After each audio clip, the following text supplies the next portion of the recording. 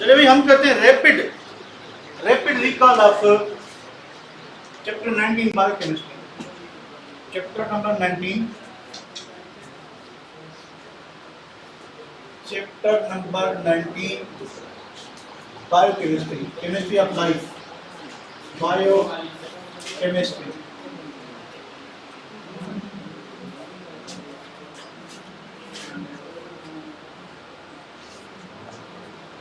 Biochemistry. The boys and girls, what is biochemistry? Bio means life. Bio means life. Bio का मतलब है जिंदगी, chemistry का मतलब है केमिस्ट्री। तो जिंदगी की केमिस्ट्री को बायोकेमिस्ट्री कहते हैं, तो जिंदगी की केमिस्ट्री को बायोकेमिस्ट्री कहते हैं। सो इसका मतलब क्या है कि हमने भाई कोई भी चीज खाई, हमने मेडिसिन खाई, हमने कोई खाना खाया, हमने कोई फ्रूट खाया, कुछ भी खाया, तो ये सारी चीजें, ये फूड जो है इसमें 6 चीजें होती हैं।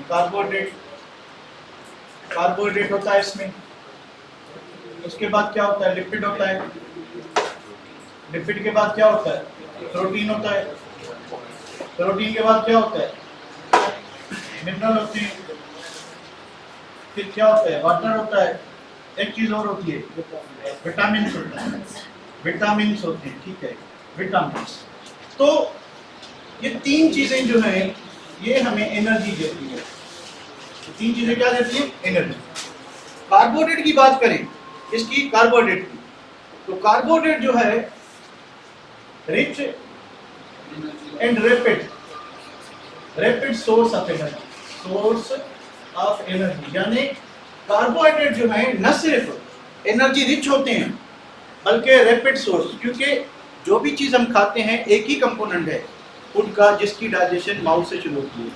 तो सलीवा में अमाइलेज एंजाइम होती है जो कार्बोहाइड्रेट पे काम करती है, ठीक है। तो कार्बोहाइड्रेट की डाइजेशन जो है वो माउथ से स्टार्ट हो जाती है। तो इस वजह से मैं कह रहा हूँ कि रिच एंड रैपिड, यानी जल्दी जो एनर्जी देगा वो कार्बोहाइड्रेट देगा। ज्यादा कौन देगा, रिचेस्ट सोर्स की बात करें तो वो लिपिड है। लिपिड का 1 ग्राम 9 कैलोरीज एनर्जी देगा, कार्बोहाइड्रेट का 1 ग्राम 4 कैलोरीज एनर्जी देगा, प्रोटीन का 1 ग्राम 4 कैलोरीज एनर्जी देगा, ठीक है। तो सबसे ज्यादा एनर्जी कौन देगा, लिपिड। सबसे ज्यादा एनर्जी कौन देगा, लिपिड देगा, ठीक है। सबसे ज्यादा एनर्जी कौन देगा, लिपिड।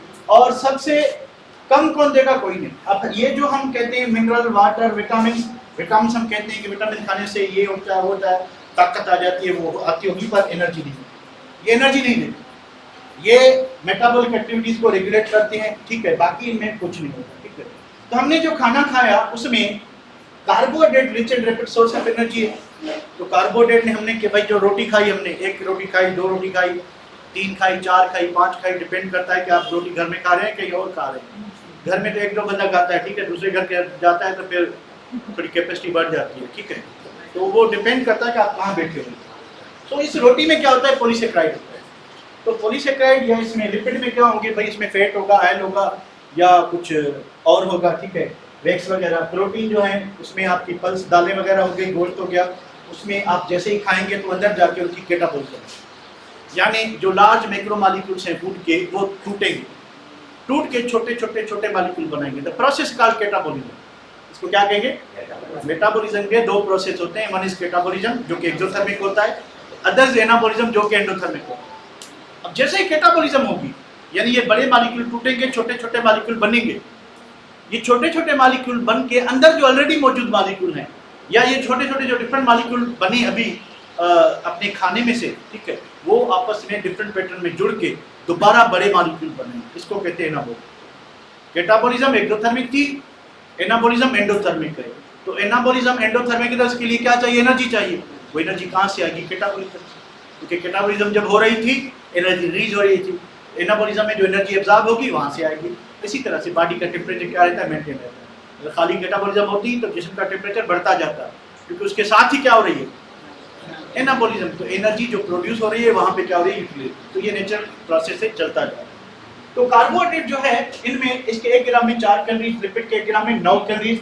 डॉक्टर सख्ती से मना करते हैं कि तली हुई चीज़ें, फ्राइड चीज़ें ना खाएं, क्योंकि फ्राइड चीज़ों में लिपिड होता है, ऑयल होता है। ऑयल बहुत ज़्यादा एनर्जी देता है, वो फैट अंदर जाके हमारे जिस्म में क्या होती है, स्टोर होती है, उसका जीता जाता सबूत मैं हूँ ना, ठीक है, तो इसलिए कम खाया करें। मिनरल्स, भाई हमारे खाने में जो नमक था, हमारे खाने में जो पोटाशियम था, आयरन था, जो भी चीजें इनऑर्गेनिक मटेरियल थे, इनऑर्गेनिक आयंस थे, मेटल्स थे, वो क्या करते हैं कि देखिए आपने पढ़ा होगा बायो में कि एंजाइम्स कभी कभी जो है उसको कोफैक्टर चाहिए होता है उसकी एक्टिविटी के लिए, या को एंजाइम लगानी पड़ती है उसकी परफेक्ट काम के लिए। तो जो कोफैक्टर लगता है उसमें ज़्यादातर या कोई आपका मिनरल आयन लगता है, यानी कोई बड़ा आयन लगता है इनऑर्गेनिक आयन, या फिर आपकी जो है वो विटामिन लगते हैं मेटाबॉलिज्म को रेगुलेट करने के लिए, ठीक है। उसके बाद भाई वाटर जो है एक एसेंशियल कंपोनेंट है। ये जितनी भी चीज़ें जो डाइजेस्ट होती हैं इनमें हाइड्रोलाइसिस रिएक्शन होती है, वो वाटर हम जो पीते हैं वहाँ से आता है, ठीक है। अच्छा, उसके बाद विटामिन क्या करते हैं? विटामिन मेटाबॉलिज्म को रेगुलेट करते हैं, कहीं कहीं इनके फंक्शन ज़्यादा होते हैं। विटामिन क्योंकि हमारे बुक में ही नहीं है, थोड़ा सा ओल्ड बुक से मैं आपको बता दूँ। विटामिन के टाइप हैं दो, वाटर सॉल्युबल विटामिन बी और सी होते हैं, fat soluble vitamin A, D, E, के।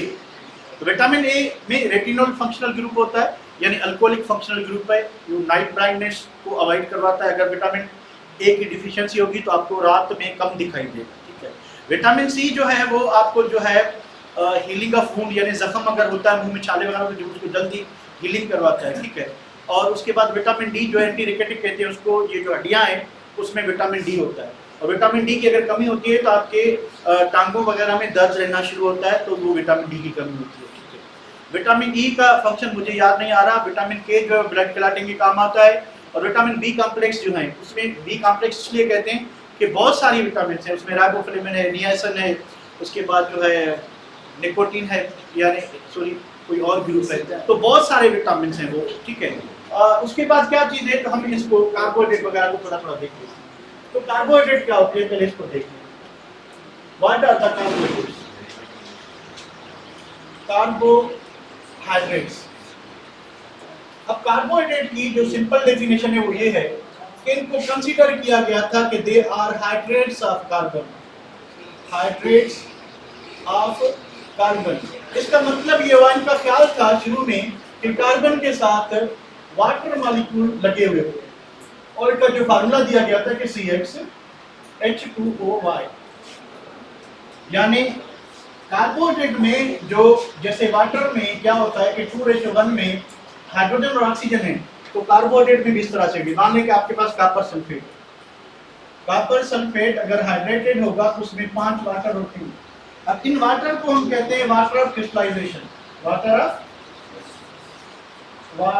Of crystallisation. अब जिस साल्ट में वाटर ऑफ क्रिस्टलाइजेशन होंगे तो salt plus water of crystallisation, इसको कहते हैं हाइड्रेट। इसको क्या कहते हैं? हाइड्रेट, ठीक है। इसको क्या कहते हैं? हाइड्रेट कहते हैं, ठीक है। तो कार्बोहाइड्रेट को भी इस तरह से कंसीडर किया गया, कार्बोहाइड्रेट को इस तरह से कंसीडर किया गया कि they are hydrates of carbon, यानी क्या होगा कि कार्बन के साथ वाटर लगा हुआ है, कार्बन के साथ पंखा मेरे जैसे लगा हुआ है, ठीक है। अच्छा बाबा, हानि क्या होगा? हानि ये होगा कि कार्बोहाइड्रेट जो है, फिर इनकी डेफिनेशन जो है देखी गई, ऑब्जर्व की गई, हमने देखा कि काफी कंपाउंड है such as acetic acid CH3COOH, इसका फार्मूला क्या होगा? C2H4O2, यानी अगर इस हिसाब से लिखें हाइड्रेट के हिसाब से तो C2H2O2 बिल्कुल इसी फार्मूले को ओबे कर रहा है, पर ये एसिटिक एसिड है, ये कार्बोहाइड्रेट तो नहीं है। तो देखा ये गया कि काफी कंपाउंड्स ऐसे हैं जो कार्बोहाइड्रेट नहीं है पर इस जनरल रिप्रेजेंटेशन को फॉलो करते हैं। फिर अगर हम डीऑक्सीराइबोज शुगर को देखें C5H10O4, अब राइबोज का फार्मूला होना क्या चाहिए था? होना ये चाहिए था कि C5H10O5, और होता क्या है? राइबोज का फार्मूला क्या होता है? राइबोज का ये है, पर डीऑक्सीराइबोज क्या क्या होगा? ये होगा। तो देखिए इसमें एक ऑक्सीजन कम पड़ गया, यानी ये जरूरी नहीं है कि कार्बोहाइड्रेट होने के लिए ये फार्मूला होना चाहिए। तो साइंटिस्ट समझ गए कि ये जो हाइड्रेट ऑफ कार्बन वाली बात थी ये बिल्कुल गलत थी। ये क्या था? बिल्कुल गलत थी, ठीक है। तो भाई बिल्कुल गलत थी, तो अब क्या करें, इसकी डेफिनेशन चेंज की गई। कैसे चेंज की गई? अब डेफिनेशन ये है कि कार्बोहाइड्रेट्स आर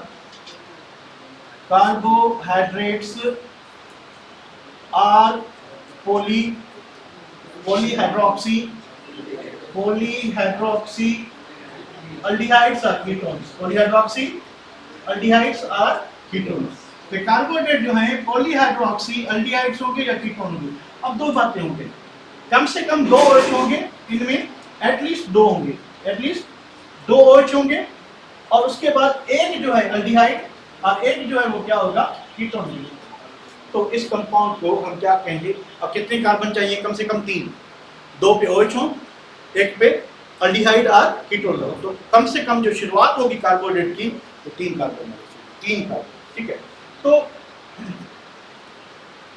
अब देखते हैं कि कार्बोहाइड्रेट जो है कितना लिखते हैं। कार्बोहाइड्रेट की अगर क्लासिफिकेशन की बात करें तो पहले ये मोनोसेकेराइड होते हैं। मोनोसेकेराइड किसको कहते हैं? कि ऐसा कार्बोहाइड्रेट, ऐसी सिंपल शुगर जिसको अगर हम फर्दर हाइड्रोलाइज करें, यानी एसिडिक कंडीशन में उसकी हाइड्रोलाइसिस करें, तो उनसे हमें कोई भी और छोटा कार्बोहाइड्रेट ना मिले। अगर कार्बोहाइड्रेट वैसे का वैसे रहे बिफोर एंड आफ्टर हाइड्रोलाइसिस, तो हम कहेंगे कि हमारे पास एक सिंपल कार्बोहाइड्रेट है, उसको हम मोनोसेकेराइड कहेंगे। Mono means one, single sugar है, उससे दूसरी शुगर नहीं बन सकती, ठीक है। तो मोनो का मतलब वन, लैटिन वर्ड है, सैकरम का मतलब शुगर। तो यानी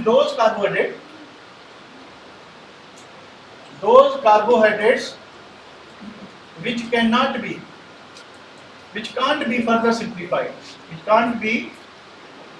further simplified on hydrolysis। तो ऐसे कार्बोहाइड्रेट जो और ज्यादा सिंप्लीफाई ना हो सके, ठीक है। किस पे सिंप्लीफाई ना हो सके? हाइड्रोलाइसिस पे। तो उनको क्या कहते हैं? जोर से कहें, वही कहें, एक सेकंड कहते रहें, क्या वही कहें, जोर से कहें, जब तक मैं मैसेज न करूं तब तक कहते रहें।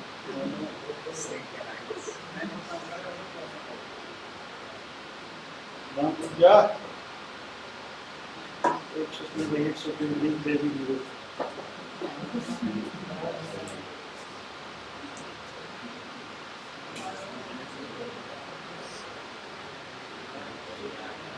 कहते रहे ऑनलाइन वालों, आप कहते रहे।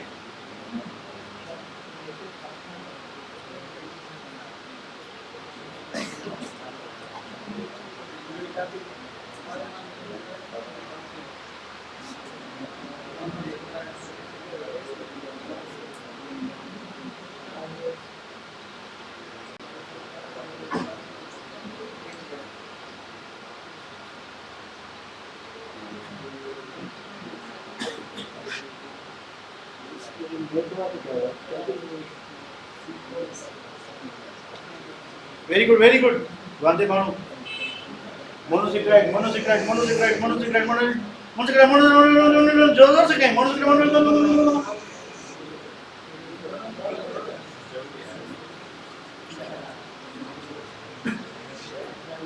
Who is the banda? He's or she's?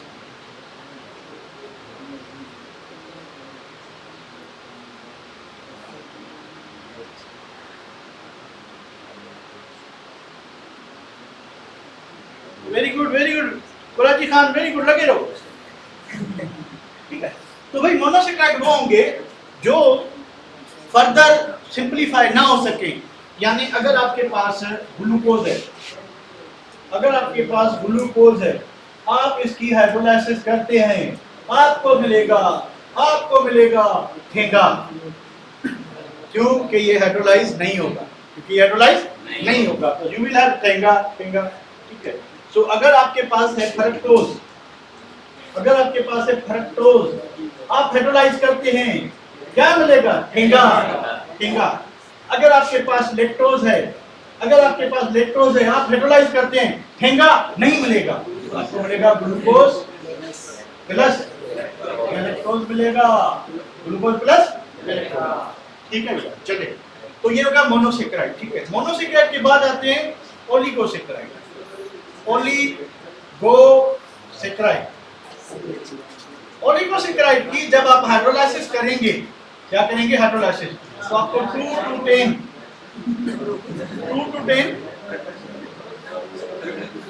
Monosaccharide unit मिलेंगे। 2 to 10 क्या मिलेंगे, 2 to 10 मोनोसेक्राइड। तो इसका एग्जांपल हमारे पास बुक में डाइसेक्राइड है। डाई में हम करते हैं क्या, ये जैसे लैक्टोज है, लैक्टोज डाइसेक्राइड है। अगर आपके पास सक्रोज है,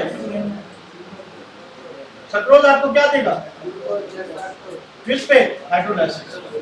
आपने एसिडिक कंडीशन में हाइड्रोलाइसिस की, आपको मिलेगा ग्लूकोज प्लस फ्रक्टोज।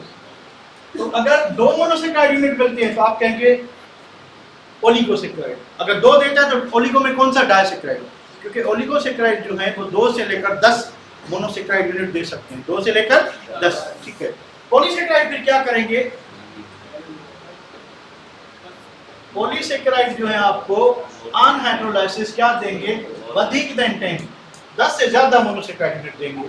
ठीक है, तो ये आपके पॉलीसेक्राइड हो गए। ठीक है, चलिए भाई और बात करते हैं कि ये जो मोनोसेक्राइड हैं, मोनोसेक्राइड फिर इनकी classification, monosaccharides, monosaccharides on the basis of functional group 2 किस्म के, अल्डोसिस, अल्डोसिस और ketosis.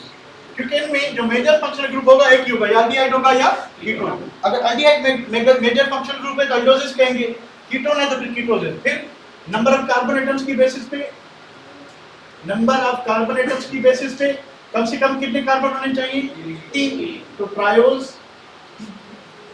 Tetrose, pentose, hexose up to decose, 10 carbon तक मोनोसेक्राइड यूनिट हो सकती है, 10 कार्बन। ठीक है, तो ट्रायोज टू। अब देखिए व्हाट इज ग्लूकोज, ग्लूकोज क्या होता है, ग्लूकोज इज अ अल्डोहेक्सोज। सही बात है, सही बात है, अल्डोहेक्सोज यानी ग्लूकोज में major functional group aldehyde 6 carbon है। ठीक है, then what is the fructose, क्या है, what is the fructose, ketohexose, ketohexose है। ठीक है, तो फ्रक्टोज एक कीटोहेक्सोज है। ठीक है भाई, तो ये मोनोसेक्राइड की क्लासिफिकेशन हो गई। और ओलिगो जो है वो डाई से लेकर डेकासेक्राइड तक होते हैं, यानी 2 यूनिट देंगे। अगर मोनोसेक्राइड यूनिट देते हैं तो फिर उनको हम ओलिगोसेक्राइड कहेंगे या डाइसेक्राइड कहेंगे, 3 देते हैं तो ट्राई कहेंगे, 10 तक हम जो है ओलिगोसेक्राइड कहेंगे। अगर कोई कार्बोहाइड्रेट 11 यूनिट्स देता है, क्या देता है 11 यूनिट्स, तो फिर उसको क्या कहेंगे, पॉलीसेक्राइड, उसको क्या कहेंगे, पॉलीसेक्राइड कहेंगे। ठीक है, तो ये इसकी बात हो गई। अब आते हैं कार्बोहाइड्रेट। फिर ये जो कार्बोहाइड्रेट्स हैं, फिर ये जो कार्बोहाइड्रेट्स हैं ये क्या होते हैं, शुगर्स होते हैं और नॉन शुगर्स होते हैं। और क्या होते हैं, नॉन शुगर्स। हम इसकी क्लासिफिकेशन पढ़ रहे हैं। शुगर्स की 2 टाइप्स हैं, reducing sugars, reducing and non reducing sugars. ठीक है, एक ये बात हो गई। दूसरी बात क्या हो गई, नॉन शुगर्स जो है ये नॉन रिड्यूसिंग होते हैं, ये शुगर्स है ही नहीं तो इसको रिड्यूसिंग नॉन रिड्यूसिंग नहीं कहते, पर बुक पता नहीं क्यों यूज करते हैं। ठीक है, तो इनको नॉन प्रॉपर्टीज क्या होंगी, शुगर्स जो है स्वीट इन टेस्ट होंगे, जायके में मीठे होंगे, स्वीट और soluble in water, soluble in water के पानी में डिसॉल्व हो जाएंगे। What about non sugars, tasteless, कोई जायका नहीं होगा। अब चाहें तो रोटी जो है हमारी, जो रोटी चपाती खाते हैं वो स्टार्च होता है पॉलीसेक्राइड, उसको आप चख के देखें, ना मीठी होगी ना फीकी होगी, तो ये टेस्टलेस होते हैं। वाटर इनसॉल्युबल, आप रोटी को पानी में डाल दें, रोटी डिसॉल्व नहीं होगी, तो वाटर क्या होते हैं, इनसॉल्युबल, इनसॉल्युबल इन वाटर। ठीक है, रिड्यूसिंग शुगर्स कौन सी होती है भाई, ये देखिए कोई भी कार्बोहाइड्रेट है उसमें ये लिंकेज पाई जाती है, ग्लाइकोसाइडिक लिंकेज। अब यहाँ पे साइक्लाइजेशन होती है तो OH अप, H, OH और H और CH2OH। तो ये ग्लूकोज की रिंग स्ट्रक्चर है। इसकी है ग्लूकोज की। ग्लूकोज ये जो इसकी रिंग स्ट्रक्चर, ये पहला कार्बन है, ये दूसरा, ये तीसरा, ये चौथा, ये पांचवा और ये छठा। तो फर्स्ट कार्बन और फिफ्थ कार्बन का जो OH है ये आपस में रिंग बनाते हैं, और जो फर्स्ट कार्बन का ये जो एल्डिहाइड ग्रुप होता है ये वाला, जैसे ही ये जो 5 कार्बन वाला ऑक्सीजन आएगा इसको इलेक्ट्रॉन देगा तो ये क्या हो जाता है इधर, तो इसका जो H है वो इधर लग जाता है, तो ये OH बन गया। इस कार्बन को कहते हैं एनोमेरिक कार्बन। ये जो फर्स्ट कार्बन है एनोमेरिक कार्बन। जिस शुगर में एनोमेरिक कार्बन पे OH होगा, जिस शुगर में एनोमेरिक कार्बन पे आगे पायरोनोज स्ट्रक्चर है ग्लूकोज की, फ्रक्टोज में फ्यूरेनोज स्ट्रक्चर है, पायरोनोज, सॉरी पायरेजोन हो गई, पायरोनोज, ठीक है। जिस शुगर में ये OH जिंदा होगा एनोमेरिक कार्बन का, वो शुगर रिड्यूसिंग होगी। ये शुगर रिड्यूसिंग क्यों करें?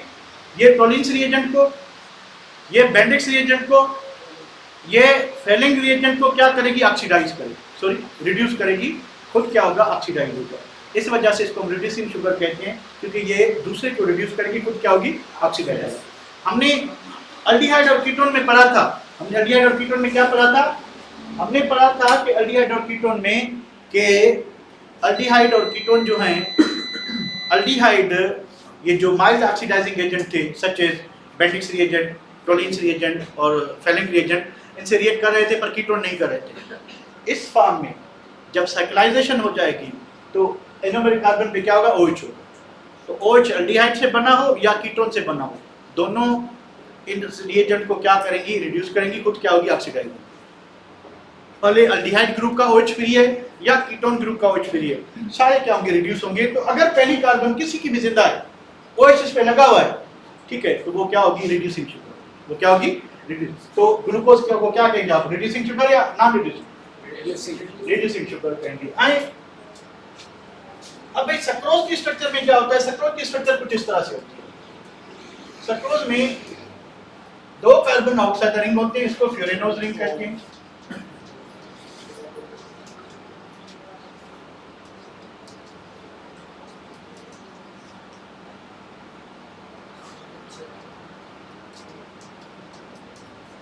One, 2, 3 OH up, down, OH down, H, उसके बाद होगा H, CH2OH। अब कहते हैं एनोमेरिक कार्बन कौन सा है? मुझे तो ये दोनों लग रहे हैं, A, B। एनोमेरिक कार्बन किस साइड पे है? A वाली साइड, B वाली? देख के पता है, देख के पता है, ऐसा नहीं। एक्सप्लेनेशन में कुछ नहीं करना मैंने, ये टॉपिक नहीं है, जस्ट आपको रिकॉल करा रहा हूँ। तो मैंने समझाना थोड़ी, सिर्फ आपको यादगिरी दिला रहा हूँ कि ये PMDC के सिलेबस में नहीं है बेटा, एक बात बता दूं कि मैं जस्ट आपको याद दिला रहा हूँ, ठीक है। तो ये इसमें देखिए OH लगा हुआ है, इस पे OH नहीं है, यानी एनोमेरिक कार्बन ये है, इसका कीटोन ग्रुप। ये आपकी फ्रक्टोज की जो है स्ट्रक्चर होती है, CH2OH, फिर नीचे से गुजरता है छठा कार्बन CH2OH, कीटोन ग्रुप बीच में आता है। तो 2 कार्बन आउटसाइड द रिंग होंगे, एल्डिहाइड ग्रुप टर्मिनल पोजीशन पे आता है। तो ग्लूकोज में क्या आता है कि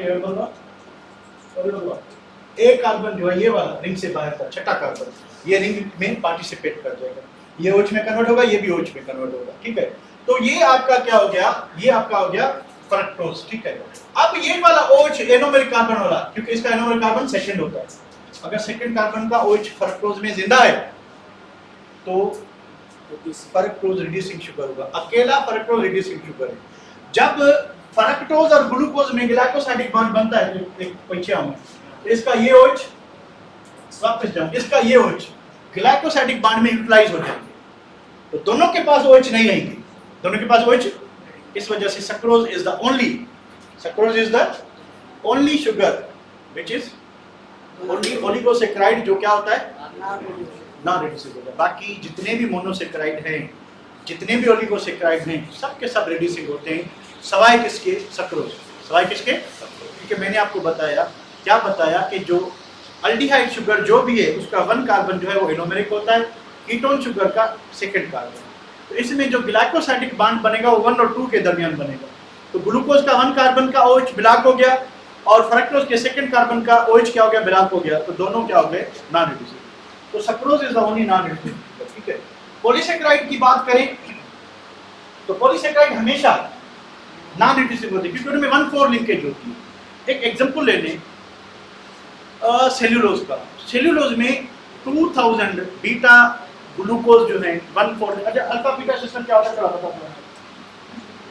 अब ये देखिए, ये जो एरोमेटिक कार्बन का OH क्या डाउन है। अगर ये OH डाउन होगा तो ये अल्फा ग्लूकोज होगा। क्या होगा, अल्फा। अगर इस OH को ऊपर लगाएं, H को नीचे लाएं, यानी H को नीचे लाएं, OH को का ये क्या हो जाएगा, बीटा। यानी अल्फा बीटा इस चीज को मेंशन करता है कि एरोमेटिक कार्बन का OH डाउन है तो अल्फा, अप है तो बीटा। अब डाउन कब होगा, अब जब साइक्लाइजेशन हो रही थी तो अगर ऑक्सीजन इस साइड पे था, यानी अल्डिहाइड का ऑक्सीजन साइड पे था, तो जब साइक्लाइजेशन होगी तो वो डाउन हो जाएगा, नीचे आएगा। अगर लेफ्ट साइड पे होगा साइक्लाइजेशन होगी तो वो अप आएगा। अगर अप होगा तो फिर क्या कहेंगे, बीटा। डाउन होगा तो फिर क्या कहेंगे, अल्फा। और अल्फा को बीटा में कन्वर्ट करना है, अल्फा को बीटा में कन्वर्ट करना है तो एक प्रोसेस होता है जिसको हम कहते हैं मट्टा रोटेशन। मट्टा रोटेशन यानी conversion of alpha into beta, but not directly. पहले अल्फा ओपन चेन में कन्वर्ट होगा, ओपन चेन में ये बॉन्ड रोटेट करे ताकि इसका जो ऑक्सीजन है वो इस साइड पे आ जाए। Bond rotation, single bond rotate कर सकता है, ये देखिए सिंगल बॉन्ड है, रोटेशन हो सकती है, ठीक है। तो ये रोटेट करे, ये ऑक्सीजन इधर आ जाए तो फिर क्या बनेगा, बीटा। ऑक्सीजन वापस इधर आ जाए, पहले खुले चेन, चेन खुली, ओपन चेन में आया, रोटेशन हुई, उसके बाद अल्फा बनेगा, चेन खुली, रोटेशन हुई, उसके बाद बीटा बनेगा। यानी डायरेक्टली अल्फा में बीटा में कन्वर्ट या बीटा अल्फा में कन्वर्ट नहीं होगा, ठीक है। एक बात ये हो गई अल्फा बीटा। फिर एक और चीज होती है, व्हाट इज दैट चीज? दैट चीज इज व्हाट के ये जो 5th कार्बन है HOH, ये कार्बन नंबर 5, 4 में भी OH इधर होता है, ठीक है। 3 में OH लेफ्ट साइड पे होता है, इसलिए जैसे साइकिल में वो आपको अप दिखाई देगा। 3 वाला कार्बन अप क्यों दिखाई देगा, क्योंकि वो लेफ्ट पे होता है। तो जब साइकिल बनेगी तो राइट वाले OH डाउन हो जाएंगे और लेफ्ट वाले क्या हो जाएंगे, अप हो जाएंगे, ठीक है। उसके बाद ये सेकंड का OH इधर होगा, ये फर्स्ट कार्बन, ठीक है। तो 5th कार्बन का OH, अब ये पैरेलल कार्बन है, पैरेलल कार्बन यानी असिमेट्रिक कार्बन। अगर फार्देस्ट पैरेलल कार्बन का OH राइट साइड पे है तो इसके लिए हम लगाएंगे D। क्या लगाएंगे, D। अगर ये OH इधर लेफ्ट साइड पे लाएं तो ये क्या हो जाएगा, N। अब प्लस और माइनस का मतलब ये है कि जब हम इस ग्लूकोज को पोलरिमीटर में डालेंगे तो अगर ये क्लॉकवाइज रोटेट करता है तो प्लस साइन देंगे, एंटी क्लॉकवाइज करता है तो फिर माइनस देंगे। DL का मतलब प्लस माइनस नहीं है, D का मतलब ये है कि इसका OH जो है ओपन चेन में राइट साइड पे लगा हुआ है, और इसका L का मतलब है कि OH 5th कार्बन में जो फार्देस्ट कार्बन है वो किधर लगा हुआ है, लेफ्ट साइड, ठीक है। उसके बाद भाई ये आपका कार्बोहाइड्रेट हो गया। एक बार मैं सारे को रिपीट कर दूं। Carbohydrates are hydrates of carbon. ये नाम दिया गया था पर ये नाम गलत था क्योंकि काफ़ी ऐसे कंपाउंड्स थे जो कार्बोहाइड्रेट नहीं थे पर वो हाइड्रेट ऑफ कार्बन थे। काफ़ी ऐसे कार्बोहाइड्रेट थे जो हाइड्रेट ऑफ कार्बन नहीं थे। उसका मिसाल मैंने आपको दिया कि आप एसिटिक एसिड को देखेंगे तो वो कार्बोहाइड्रेट के जैसा दिखता है पर है नहीं। फिर आप डीऑक्सीराइबोज को देखेंगे, कार्बोहाइड्रेट जैसा दिखता नहीं पर है कार्बोहाइड्रेट। तो फिर इसकी डेफिनेशन को रिवाइज करना पड़ा। जब इसकी डेफिनेशन को रिवाइज किया गया तो नाम दिया गया कि they are polyhydric aldehydes or ketone, they are polyhydroxy aldehyde ketone. कम से कम 2 OH होंगे, उसके साथ एक जो है अल्डिहाइड कीटोन होगा, तो कम से कम 3 कार्बन चाहिए कार्बोहाइड्रेट होने के लिए। अब फिर हमने पढ़ा कि on the basis of structure, molecular structure, carbohydrate monosaccharide होते हैं। मोनोसेक्राइड सिंपलेस्ट शुगर्स होती हैं जिनको फर्दर सिंप्लीफाई नहीं कर सकते। यानी अगर आप उनकी एसिडिक कंडीशन में हाइड्रोलाइसिस करेंगे तो आपको मैंगो नहीं, आपको थिंगो मिलेगा, ठीक है। तो आपको कुछ नहीं मिलेगा क्योंकि वो ऑलरेडी सिंपलेस्ट फॉर्म में है। ओलिगोसेक्राइड आपको 2 से 10 मोनोसेक्राइड यूनिट देंगे और पॉलीसेक्राइड आपको मोर देन 10 यूनिट्स देंगे, मोर देन 10। और जब इनकी कंडेंसेशन होती है, मोनोसेक्राइड आपस में जुड़ते हैं तो वाटर मॉलिक्यूल रिलीज होता है और कंडेंसेशन पॉलीमराइजेशन होती है और आपके पास ग्लाइकोसाइडिक लिंकेज बनती है। तो कार्बोहाइड्रेट में यानी ओलिगोसेक्राइड में और पॉलीसेक्राइड में जब कंडेंसेशन होती है, मोनोसेक्राइड यूनिट आपस में जुड़ते हैं तो कंडेंसेशन जो बॉन्ड बनता है उसको ग्लाइकोसाइडिक बॉन्ड, क्या कहते हैं, ग्लाइकोसाइड। फिर हमने देखा कि मोनोसेक्राइड सिंपल्स जो सिंपल शुगर्स हैं वो फर्दर क्लासिफाई होती हैं on the basis of functional group. They may be aldoses, they may be ketoses, they may be triose, they may be decose, depending upon number of carbon atoms. Functional group के हिसाब से दो किस्म, एल्डोजेस और कीटोजेस. Number of carbon के हिसाब से 3 से लेकर 10 कार्बन, 3 से लेकर 10 कार्बन. फिर हमने देखा कि ओलिगोसेक्राइड क्या होती है, जिसमें 2 से 10 मोनोसेक्राइड यूनिट मिले, 2 से 10 मोनोसेक्राइड यूनिट मिले, 2 से 10. उसके बाद क्या देखा हमने कि डाइसेक्राइड के 3 एग्जांपल है हमारे बुक में. एक लैक्टोज शुगर है, लैक्टोज की जब आप डाइसेक्राइड है, 3 डाइसेक्राइड दिए हुए हैं. सक्रोज जो है उसमें अल्फा बीटा 1 2 ग्लाइकोसाइडिक लिंकेज होती है, 1 2 ग्लाइकोसाइडिक लिंकेज. उसमें क्या होगा कि ये जो सक्रोज बनेगी. और लैक्टोज में क्या होता है कि अल्फा बीटा 1 4 लिंकेज होती है बिटवीन ग्लूकोज एंड गैलेक्टोज. और उसमें क्या कहते हैं, इसमें माल्टोज में क्या होता है कि 2 ग्लूकोज यूनिट होती है, अल्फा 1 4 लिंकेज होती है उसमें. ठीक है, तो सब में ग्लाइकोसाइडिक बॉन्ड होगा, सब में क्या होगा, ग्लाइकोसाइडिक बॉन्ड होगा. इसी तरह से ये आपकी कार्बोहाइड्रेट लिंकेज. चले लिपिड को देखते हैं, 10-15 मिनट लेट जाएगा पूरा करना. ये जाना है तो भी चले जाओ. लिपास मींस फैट, लिपास मींस फैट. ठीक है, तो लिपिड्स क्या होते हैं इसकी पहले डेफिनेशन कर लेते हैं.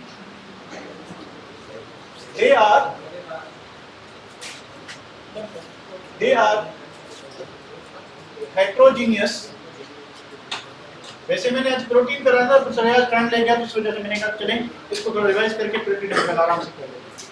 they are heterogeneous group of naturally occurring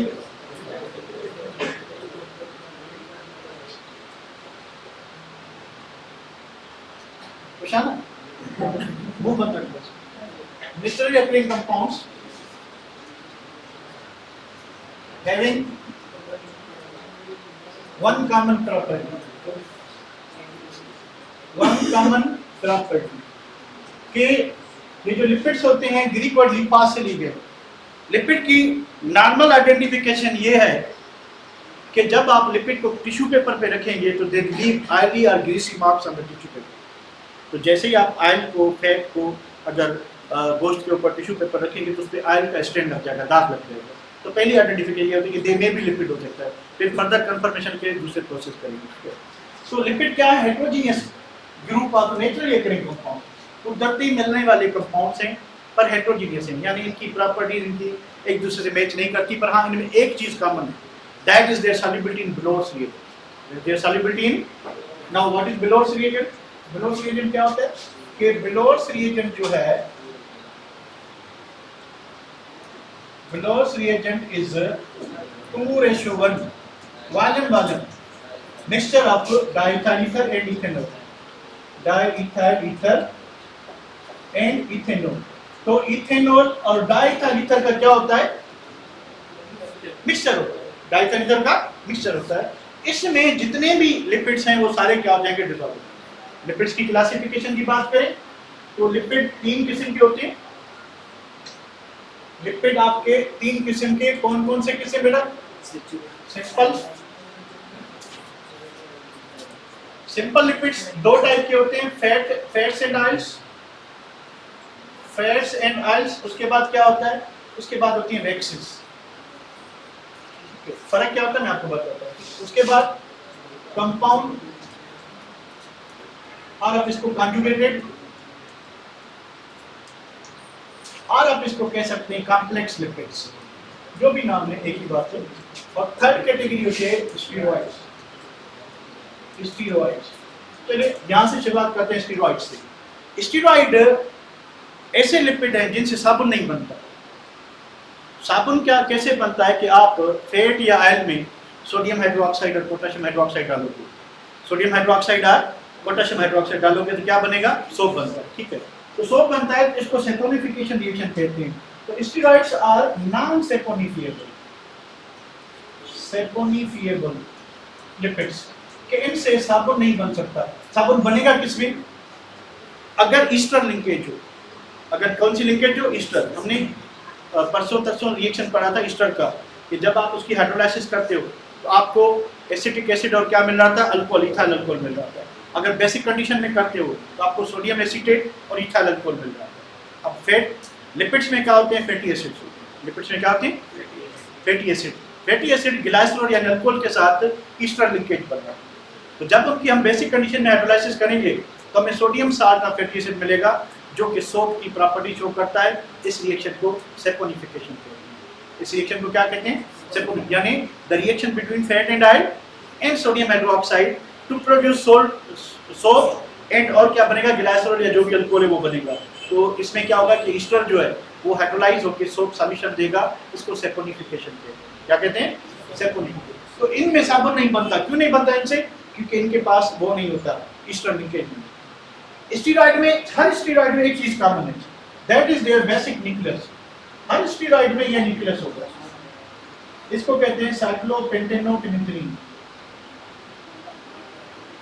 यानी स्टीरॉयड आपका कौन सा हो गया भाई? स्टीरॉयड आपने कोलेस्ट्रॉल का नाम सुना होगा, आपने बाइल एसिड का नाम सुना होगा, आपने स्टिग्मास्टेरोल, इर्गोस्टेरोल या आपने हार्मोन्स का नाम सुना होगा।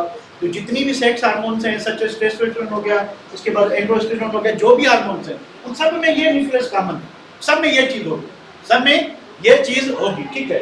अब मैं आपको कोलेस्ट्रॉल की मिसाल बताऊं क्योंकि मेरा बेटा उसी पे लगा हुआ है। तो कोलेस्ट्रॉल इस तरह से होता है, इधर आए, इधर आए, इधर आए, इधर आए, इधर आए, एक regular methyl group, regular methyl group, यहाँ पे OH लगा होगा, यहाँ पे डबल बॉन्ड। अब ये जो है कोलेस्ट्रॉल है, कोलेस्ट्रॉल ये है। ये इसमें देखिए कहीं पे भी आपको ईस्टर लिंकेज दिखाई दे रही है? ईस्टर लिंकेज है? नहीं है। तो इससे साबुन नहीं बनेगा। साबुन उसी में बनेगा जिसमें ईस्टर की हाइड्रोलाइसिस हो। इसमें ईस्टर लिंकेज नहीं है तो इसमें क्या नहीं होगा? इसमें साबुन नहीं होगा। इसमें साबुन नहीं बनेगा। चले भाई, ये होगा कोलेस्ट्रॉल। ठीक है। अब कोलेस्ट्रॉल को अगर इधर से तोड़ दें तो इस जगह पे ये हो जाएगा कोलेस्ट्रेन। क्या हो जाएगा? कोलेस्ट्रेन। अगर इस कोलेस्ट्रॉल में COOH ग्रुप लगा दे, ये हो जाएगा फोलिक एसिड। ये हो जाएगा फोलिक एसिड। फोलिक एसिड जो है बाइल डक्ट में फैट मेटाबॉलिज्म को रेगुलेट करेगा, एमल्सिफाई करेगा फैट को, यानी उसको सॉल्यूशन फॉर्म में सस्पेंशन बनाएगा। उसके बाद इसकी मेटाबॉलिज्म स्टार्ट हो जाएगी। ठीक है। तो ये सारे क्या हैं? ये सारे स्टीरॉइड्स हैं। स्टीरॉइड से साबुन नहीं बनता, सेपोनिफिकेशन रिएक्शन नहीं होता। फैट और ऑयल की बात करें तो fat and oils are what? Fats and oils are esters. तो मुंह बंद कर, यानी कोई बात, esters of glycerol with fatty acids. तो फैटी एसिड्स और ग्लाइसरॉल एक अल्कोहल है, ट्राइहाइड्रिक अल्कोहल, ये आपस में एस्टरीफाई होके ईस्टर लिंकेज देंगे, उसके साथ मिलेगा लिपिड। तो इधर जरा गौर करें कि CH2 OH CH OH CH2 OH, ये है ग्लाइसरॉल। क्या चीज है? ग्लाइसरॉल। ग्लाइसरॉल एक ट्राइहाइड्रिक अल्कोहल है। तो फैटी एसिड क्या होते हैं? फैटी एसिड जो है C15 H31 C double bond OOH, ये आपका है पामेटिक एसिड। Palmitic acid. अब पामेटिक एसिड जो है ये सैचुरेटेड होता है। क्या होता है? सैचुरेटेड। फैटी एसिड सैचुरेटेड भी हो सकते हैं, अनसैचुरेटेड। अनसैचुरेटेड में क्या होगा? कार्बन कार्बन डबल बॉन्ड होंगे। ठीक है।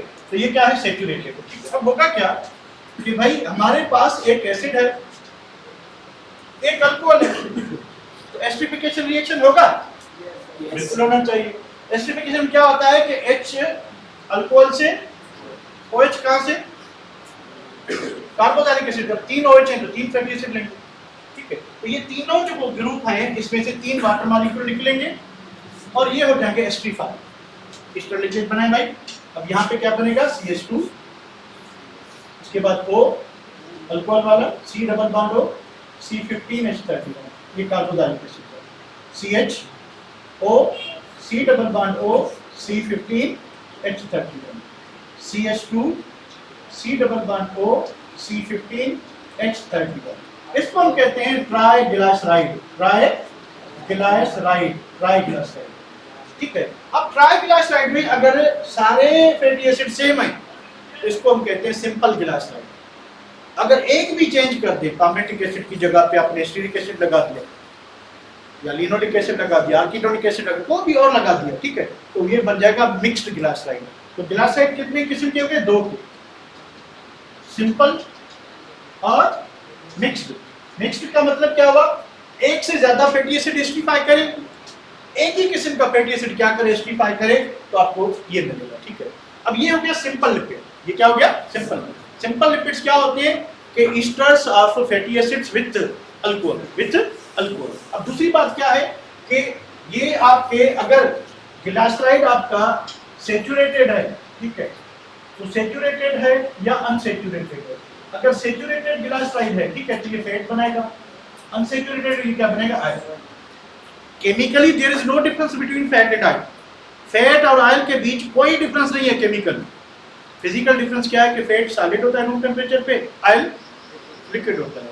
और अगर प्रोपोर्शन का डिफरेंस देखें, दोनों में मिक्सचर होता है, फैट हो या ऑयल हो, they are mixtures of saturated and unsaturated glyceride. अगर सैचुरेटेड का प्रोपोर्शन अनसैचुरेटेड से ज्यादा है तो फैट होगा, अगर अनसैचुरेटेड का सैचुरेटेड ज्यादा है तो फिर क्या होगा? फिर ऑयल। फिर क्या होगा? ऑयल। तो यहीं पे ये तो हो गया सिंपल लिपिड। कंपाउंड लिपिड कैसे बनेगा कि एक अल्कोहल पे, मान लें कि यहाँ पे ये सिंपल लिपिड है, ठीक है, इसको मैं थोड़ा मॉडिफाई करता हूँ। हम यहाँ पे हमने क्या किया कि इधर OH लगा हुआ है, हम यहाँ इसको फास्फोरिक एसिड से लिख रहे हैं। अगेन क्या होगी? कंडेंसेशन होगी। क्या बनेगा भाई? यहाँ से वाटर निकल जाए, निकाल दे वाटर को। अब क्या लग गया? Phosphoric acid group. इसको हम क्या कहेंगे? अब ये सिंपल लिपिड नहीं रहे, ये हो गया कॉन्जुगेटेड। इसका नाम क्या होगा? फास्फोलिपिड। क्या हो जाएगा? फास्फोलिपिड। तो अगर आप ग्लिसरॉल में 3 OH थे, 2 पे फैटी एसिड लगे हैं, पर तीसरे पे फैटी एसिड की जगह पे कोई और ग्रुप लग गया, तो अब इस लिपिड सिंपल नहीं रहेगा। लिपिड में नॉन लिपिड कंपोनेंट लग गया है, ये बन जाएगा कंपाउंड और कॉन्जुगेटेड लिपिड। अब कौन लगा है? फास्फोरिक एसिड लगा है तो फास्फोलिपिड कहेंगे। अगर आपका अमीनो एसिड लगा है तो लिपोप्रोटीन कहेंगे, क्योंकि उसमें प्रोटीनस ग्रुप आ जाएगा, ठीक है। अगर यहाँ पे कोई कार्बोहाइड्रेट लगता है तो ग्लाइकोलिपिड कहेंगे। अगर कोई और ग्रुप लगता है तो जैसा दूसरे किस्म का ग्रुप लगेगा उस नाम से नाम होगा इसका, ठीक है।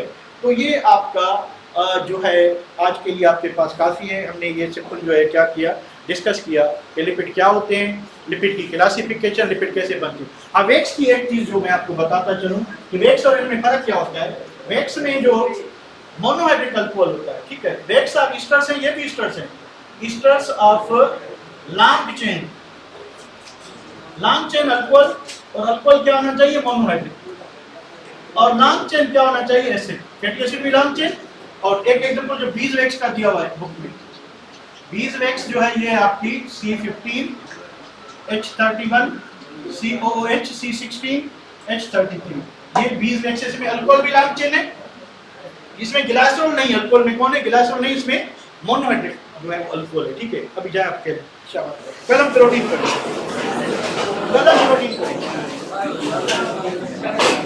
बिल्कुल ऐसे सैचुरेटेड ज्यादा तो